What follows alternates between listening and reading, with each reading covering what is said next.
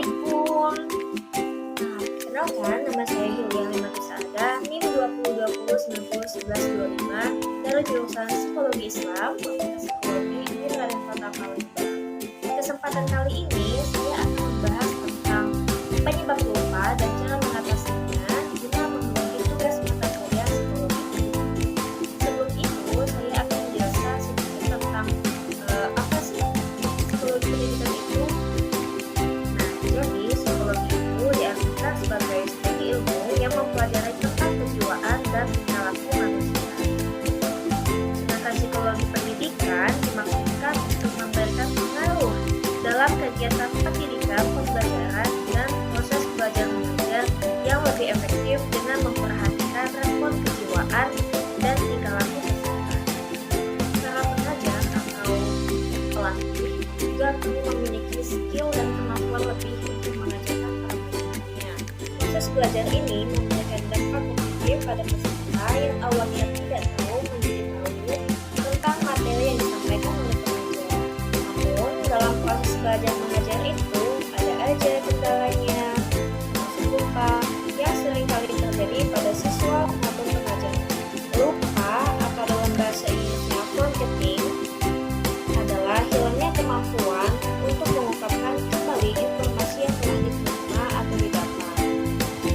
Menurut Lahey 2006, dia menyatakan bahwa ada beberapa hal yang memungkinkan untuk seseorang lupa. Yakni yang pertama ada decay theory. Artinya, lupa terjadi karena informasi yang telah diterima itu sudah lama tidak digunakan. Namun banyak yang bantah karena lupa ini termasuk pada tahapan memori jangka pendek. Lalu ada interference theory. Di dalam teori ini, lupa bukan merupakan informasi yang telah lama tidak digunakan. Namun hal ini terjadi karena banyaknya informasi terganggu dan tercampurnya beberapa informasi lainnya. Selanjutnya ada skema teori. Skema teori ini menyatakan bahwa informasi akan muncul dalam bentuk yang tidak tepat. Ingatan jangka panjang menjadi distort karena ingatan kita berkembang sepanjang waktu semakin konsisten dengan skema yang kita miliki.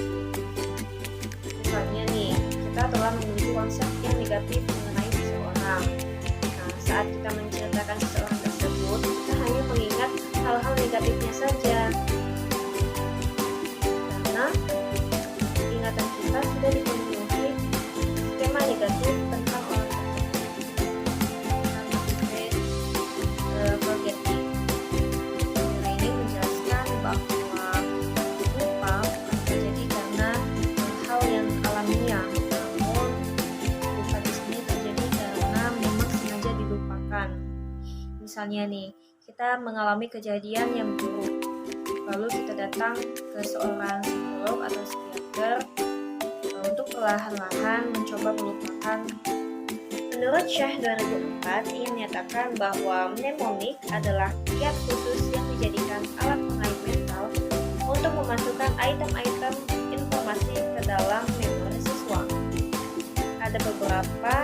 Ada beberapa strategi mnemonik, yaitu yang pertama adalah lima. Lima merupakan sajak yang dibuat sedemikian rupa yang isinya terdiri atas kata dan yang harus diingat oleh siswa.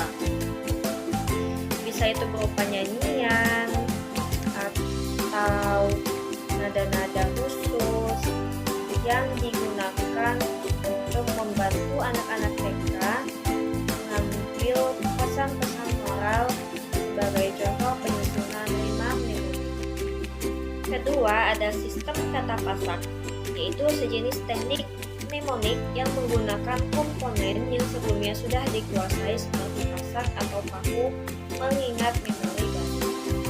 Kata komponen pasak ini dibentuk berpasang-pasangan seperti merah saga atau panas api. Kata ini berguna untuk mengingat kata dan istilah yang memiliki watak yang sama seperti darah, lipstick, pasangan langit dan bumi, neraka dan surga, atau kata istilah yang memiliki kesamaan watak, warna, rasa, dan lain-lain. Metode selanjutnya selanjutnya adalah metode Losai, yaitu kiat mnemonik yang menggunakan tempat-tempat khusus dan terkenal sebagai sarana penempatan kata dan istilah tertentu yang harus diingat oleh siswa. Dalam hal ini seperti nama-nama kota, jalan, gedung terkenal yang dapat dipakai untuk menempatkan kata dan istilah yang kurang lebih relevan dalam arti memiliki kemiripan ciri dan keadaan. Lalu ada sistem kata kunci atau keyword system. Sistem kata kunci biasanya rekayasa secara khusus untuk mempelajari kata dan istilah asing dan konon cukup efektif untuk pengajaran bahasa asing. Dan terakhir ada teknik kata penghubung, yakni menghubungkan proses mengaitkan atau mengasosiasikan satu kata dengan kata yang lain melalui sebuah aksi atau gambaran. Hubungan yang dibentuk tidak perlu logis atau realistis. Yang penting, hubungan itu memicu ingatan siswa. Dalam Islam juga, kita dijelaskan mengenai cara mengatasi lupa dalam belajar agar ilmu yang kita dapatkan bisa kita ingat kembali dan tidak mudah dilupakan sehingga ilmu itu berkah. Seperti yang telah diperintahkan Rasulullah kepada Ali, yaitu Ibnu Abbas berkata, "Demi Allah, tidak ada yang berkumpul dengan jumlah 5 atau 7 orang." Hingga Ali datang menemui Rasulullah di dalam majelis seraya berkata, "Ya Rasulullah, setiap kali aku merasa kosong, aku menghafal 4 ayat atau lebih. Namun ketika aku mengulangnya, aku terlupa. Hari ini aku belajar 40 ayat atau lebih. Namun di saat aku kembali membacanya, seolah Al-Quran tercampur dengan hadis. Apabila aku mencoba melafazkannya, aku sudah tidak bisa mengucapkannya dengan yakin, walaupun hanya satu huruf." Lalu Rasulullah berkata, "Berimanlah engkau kepada penguasa Ka'bah, wahai Abu Hasan." Oleh karena itu, menurut ajaran Islam, cara mengatasi lupa adalah dengan cara berdoa dan berzikir kepada Allah. Dengan memahami perspektif lupa menurut Islam dan menurut psikologi pendidikan, maka untuk mengoptimalkan hasil belajar individu diharapkan agar individu memperhatikan faktor-faktor yang dapat menyebabkan lupa menurut psikologi pendidikan dan menurut Islam, dengan cara mengorganisasikan informasi tersebut secara rapi dan terstruktur.